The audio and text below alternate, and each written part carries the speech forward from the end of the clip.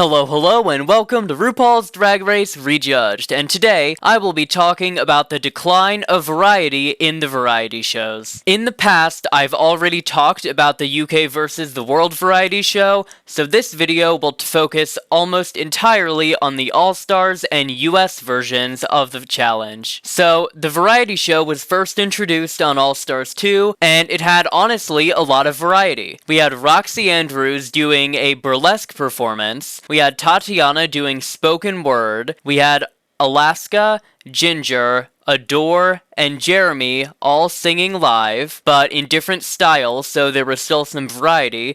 We had Alyssa and Detox doing original tracks, Katya did gymnastics, and Coco danced. This challenge was incredibly iconic, especially through the work of Tatiana.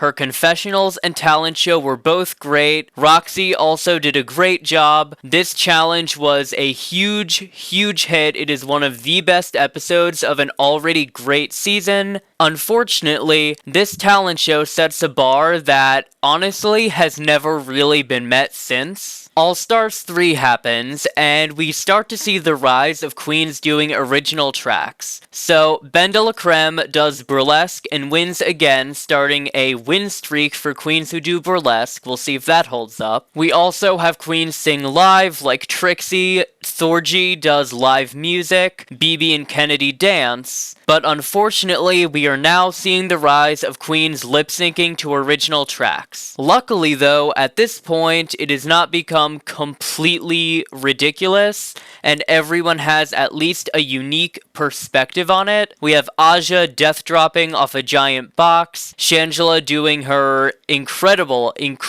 death drop, Milk doing Velcro, her talent was Velcro, and then we have Morgan McMichaels whipping up a honestly pretty good song for having been written in only like 2 or 3 days. Unfortunately though, this is the season that starts a very unfortunate trend. The top 4 queens are Ben de la Creme, Aja, Shangela, and Thorgy. 2 of them lip-synced to original tracks. And while they did put a unique spin on it, it has unfortunately set the precedent that original tracks will do well. This leads to a complete disaster on All-Stars 4. Trinity, Mo Hart, Naomi Smalls, Latrice Royale, Valentina, and Monet Exchange all lip-sync to original tracks. Of the 10 queens on the cast, 6 of them lip-sync to an original track, with only Gia, Manila, Farrah, and Jasmine doing something other than that, with Gia and Manila placing safe, and Farrah and Jasmine messing up and placing in the bottom. For the first time ever, the top 3 all lip-synced to an original track. The judges are absolutely eating this kind of thing up, and even though Naomi and Trinity were able to bring something new to the table a bit, it's still not really a good precedent to be setting, since this has now become the staple challenge of All-Stars. So All-Stars 5 sees the additional twist that queens now, if they need, get backup dancers. This makes the situation even worse somehow. Queens have now been given a ridiculous incentive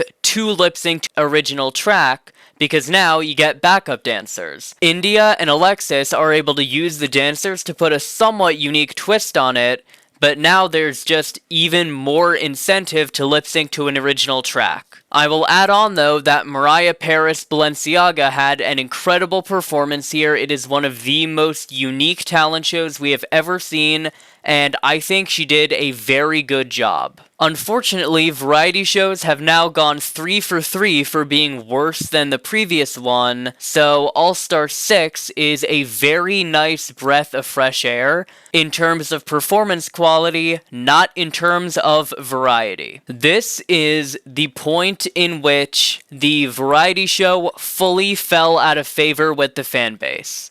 So, going down the line, we have Yara Sofia, original track, Pandora Box, original track, Akira Davenport, original track, Eureka, doing a track that is original. We have Ginger lip-syncing to a track that is original. We have Jan, who is lip-syncing to something that is both original and a track. We have Jiggly Caliente, really mixing it up and lip-syncing to an original track. Kylie Sonique Love joins the group, also lip-syncing to an original track, and rounding off our list, we have Serena doing something to a track that is original. I'll let you fill in the blank there. That leaves behind Raja, Scarlett, Silky, and Trinity as the only queens to do something other than lip sync to an original track. While it is slightly better than the All Stars 5 talent show, it still kind of flops, since we now have 9 of 13 queens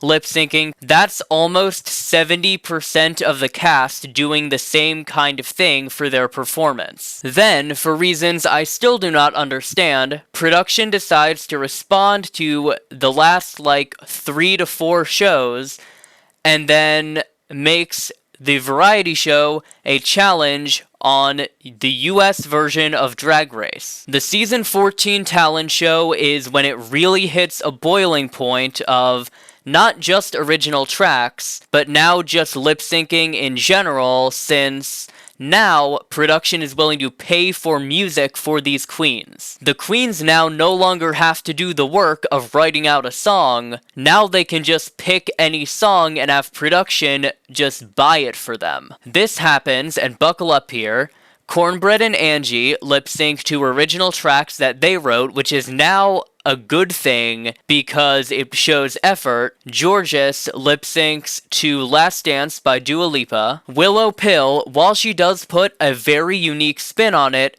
does still lip sync to an original song, Only Time. For the safe queens, we have Lady Camden lip syncing to Canned Heat, Carrie Colby lip syncing to Anaconda, Jasmine Kennedy lip syncing to I'm in Love with a Monster, and Alyssa Hunter lip syncing to Mayhem. All 4 safe queens lip sync to a non-original song. It's somehow getting worse. Daya Betty is the only queen to land in the bottom for this, but she also lip syncs to Let's Get This Party Started by Pink. If you are keeping track, that is 9 of 14 queens doing this. This puts us in the unfortunate position that Bosco is the only queen to receive positive critiques for something that is not lip syncing. We are truly in the age of the talent show lip sync, and it is not a good thing. This was one of the first seasons I watched live as it was airing, not afterwards, and wow, were people angry. People were really, really mad. The All-Star 7 talent show happens, and a very similar and unfortunate situation arises. Of the 8 queens on the cast, Shea Coulee, Evie Oddly, Jada Essence Hall, The Vivienne, and Trinity the Tuck all do original tracks lip-syncing, while Jinx sings to an original track. Monet and Raja are the only queens to bring something different to the table with opera and dancing. This talent show was incredibly poorly received despite the good performances on behalf of most of the cast, mainly because the talent show this season was just a vehicle to get Shea into the finale. They knew her talent show beforehand and they knew it would win, so they saved it for the end to get a guarantee that she'd be in the finale. That was not what people took away from this episode, though. The main takeaway, at least from what I saw, was 6 of 8 queens did original songs of some form, with 5 of them lip-syncing. People were really, really unhappy, and I can't really blame them. I was angry too. This was an all-winner season, and I really, really expected more out of this cast. Next is Season 15. This is the one that really, really goes off the rails even further. It has gone so far off the rails that the train has moved on to a different track entirely. So, just to get us started, we have Anitra. Great performance, but an original track, but I can't really fault her for that. It was a very good idea. It worked out really well for her. 10 out of 10. Then we have Jax and Marsha. They both put a really unique spin on it, so I can't really fault them for it, but it is still the entire top 3 doing lip syncs. Ora Mayari lip syncs to a Blackpink song. Production now is giving the queens Blackpink money for the premiere of a regular season. I don't know how much those songs cost, but I can't imagine it's cheap. Then Lux Noir London, Malaysia Baby Doll Fox, and Mistress Isabel Brooks all lip sync to guess what? original songs. Then Robin Fierce lip syncs to, you guessed it, a song.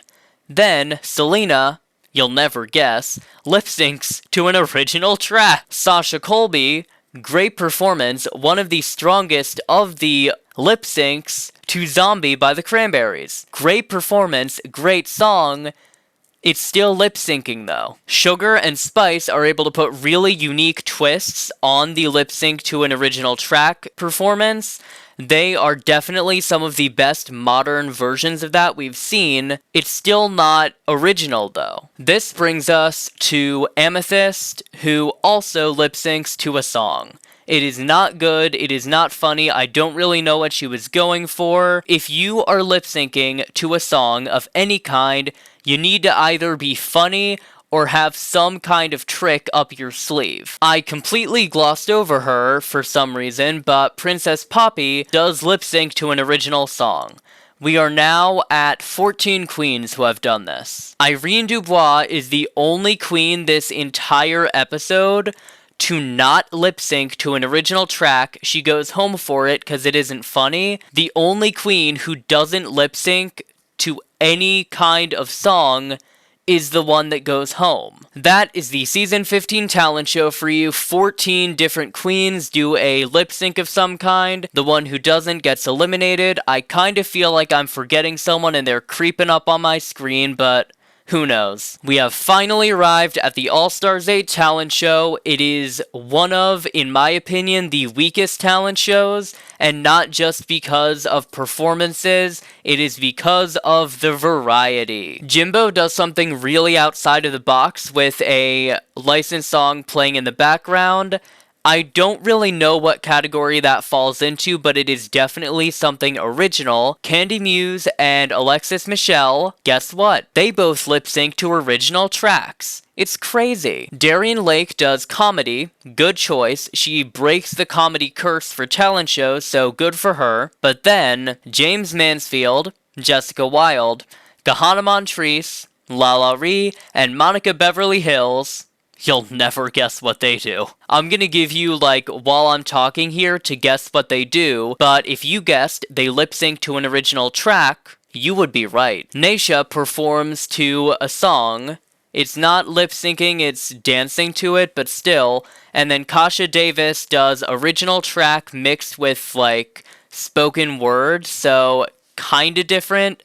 Still, though, not good. So, how did we get here, you might ask? It is production. This is 100% entirely production's fault. Production took a great challenge, a really good theme for a challenge for a drag competition, and they went from rewarding outside of the box, really compelling performances, like Same Parts, Dayla's burlesque, Roxy's burlesque, that kind of thing. And instead of rewarding that going forward, they continuously gave the wins and top placements to queens who lip synced. I think the only way to move forward with this challenge is with one of the two options. Option A is production bans original tracks and stops licensing songs. Queens have to completely come up with something new. Or option B, which is that queens, if they lip sync to an original track or a non-original track, if they don't bring something new to the table, they are gone. They are in the bottom. They cannot be safe. They have to be in the bottom. That level of risk would probably scare off a lot of these ill-prepared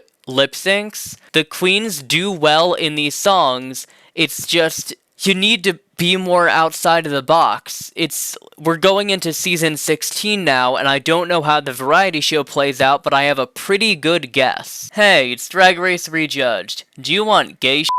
Well then check out the RuPaul's Drag Race Rejudged YouTube channel and hit subscribe.